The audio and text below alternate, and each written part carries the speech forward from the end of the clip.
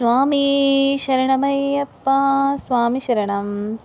Hi hello കൂട്ടുകാരെ, ഞാൻ പോകുന്നതെന്ന് പറഞ്ഞു കഴിഞ്ഞാൽ ഒരു ക്ഷേത്രത്തിലേക്കാണ് പോകുന്നത്. ക്ഷേത്രം എന്ന് പറഞ്ഞു കഴിഞ്ഞാൽ ശ്രീ ശാസ്താ ക്ഷേത്രമാണ് കേട്ടോ, അയ്യപ്പ ക്ഷേത്രമാണ്. അപ്പോൾ ഞാൻ അങ്ങനെ പോയിക്കൊണ്ടിരിക്കുമ്പോഴത്തേക്ക് അവിടെ നല്ല മനോഹരമായിട്ടുള്ള സ്ഥലമാണ്.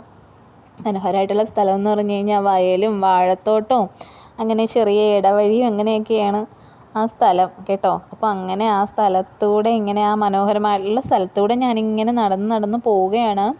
അങ്ങനെ നടന്ന് പോയിട്ട് എത്താറാവുമ്പോഴത്തേക്ക് നമുക്ക് ഇഷ്ടംപോലെ നല്ല ഭംഗിയാണ് കേട്ടോ. നിറച്ച് വാഴത്തോട്ടവും അങ്ങനെ കാണാൻ എത്ര അതിമനോഹരമായിട്ടുള്ള സ്ഥലമാണ്. അപ്പോൾ അവിടെ ബോർഡ് വെച്ചിട്ടുണ്ട്, ശ്രീധർമ്മശാസ്താ ക്ഷേത്രം എന്ന് പറഞ്ഞിട്ട് ബോർഡ് വെച്ചിട്ടുണ്ട്.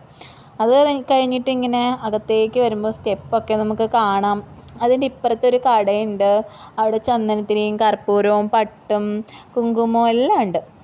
അങ്ങനെ ഞാൻ അതൊക്കെ പോയി വാങ്ങിയായിരുന്നു കുറച്ച്. എന്നിട്ട് ഞാൻ ഇങ്ങനെ നടന്നു. അങ്ങനെ നടന്ന് ഞാൻ എന്തോ പറയുന്നുണ്ട്, നിങ്ങൾക്കത് കേൾക്കാൻ പറ്റുന്നുണ്ടോ? പോയിക്കൊണ്ടിരിക്കുന്നത്. കാരണം ഇപ്പം മണ്ഡലകാലമാണല്ലോ, അപ്പം എല്ലാവരും ശബരിമലയ്ക്കൊക്കെ പോകുന്ന സീസണാണ്. അങ്ങനെ പോയിക്കൊണ്ടിരിക്കുകയാണ് കേട്ടോ.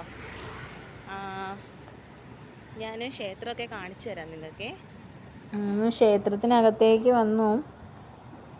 ക്ഷേത്രം എന്ന് പറഞ്ഞു കഴിഞ്ഞാൽ അറിയാവോ, അത്രയും പഴമയുള്ള ക്ഷേത്രമാണ്. എത്രയോ വർഷത്തെ പഴക്കമുള്ള ക്ഷേത്രമാണ്. ശ്രീധർമ്മശാസ്താ ക്ഷേത്രമാണിതെന്ന് അറിയാമോ? എത്രയോ വർഷക്കാലം പഴക്കമുണ്ട്. പക്ഷേ എനിക്ക് എത്ര വർഷക്കാലമാണ് പഴക്കമുള്ളതെന്ന് അറിയില്ല. പക്ഷെ ഒരുപാട് പഴക്കമുള്ള ക്ഷേത്രമാണ് എന്ന് മാത്രം എനിക്കറിയാം കേട്ടോ. അതിൻ്റെ ഇപ്പുറത്ത് തന്നെ ദേവിയുടെ ഒരു പ്രതിഷ്ഠയുണ്ട്. അത് കഴിഞ്ഞിട്ട് ഇങ്ങനെ അകത്തേക്ക് കയറുമ്പോൾ ചുറ്റുമതിലുകളും അത്രയും മനോഹരമായിട്ടുള്ള വൃക്ഷങ്ങളും കാവുകളും അങ്ങനെ എല്ലാം ഉണ്ട് അവിടെ. നല്ല ഭംഗിയാണ്. അങ്ങനെ നടന്ന് വരുമ്പോൾ ഈ സൈഡിലൊക്കെ എന്താ പറയുക, നല്ല ഒരു നമുക്ക് മനസ്സിന് അത്രയും സമാധാനമാണ്. ഭഗവാന്റെ അടുത്ത് വരുമ്പോൾ അത്രയ്ക്ക് സമാധാനമാണ്. ക്ഷേത്രമൊക്കെ കണ്ടോ? ആ പഴമ നിങ്ങൾക്ക് മനസ്സിലാവും എത്രത്തോളം പഴമയുള്ളൊരു ശ്രീധർമ്മശാസ്താ ക്ഷേത്രമാണിതെന്നുള്ളത്. ഭഗവാന്റെ അനുഗ്രഹമൊക്കെ വാങ്ങി. ഒരു പ്രശ്നം നടക്കുന്നുണ്ട്.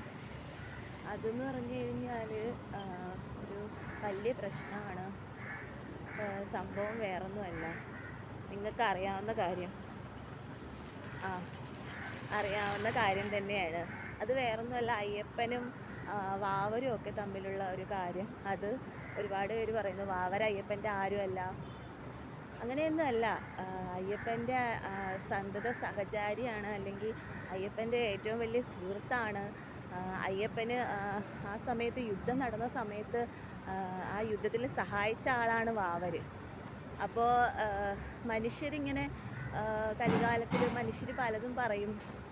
എന്താ പറയുക, അയ്യപ്പനും വാവരും തമ്മിൽ എന്താ പറയുക, അവർ തമ്മിൽ ഒരു ബന്ധവും ഇല്ല, അങ്ങനെയില്ല ഇങ്ങനെയില്ല. ആരെന്ത് പറഞ്ഞു കഴിഞ്ഞാലും അവർ തമ്മിൽ സുഹൃത്തുക്കൾ തന്നെയാണ്, ബന്ധമുണ്ട്. നമ്മുടെ ചരിത്രമൊന്നും മാറ്റി കുറിക്കാൻ ആർക്കും സാധിക്കുന്നതല്ല.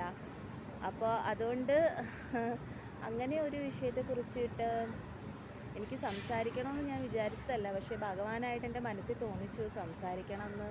അപ്പോൾ അയ്യപ്പനും വാവരും എന്ന് പറയുമ്പോൾ അയ്യപ്പൻ്റെ യുദ്ധത്തിൽ സഹായിച്ച ആളാണ് വാവരെന്ന് പറയുന്നത്.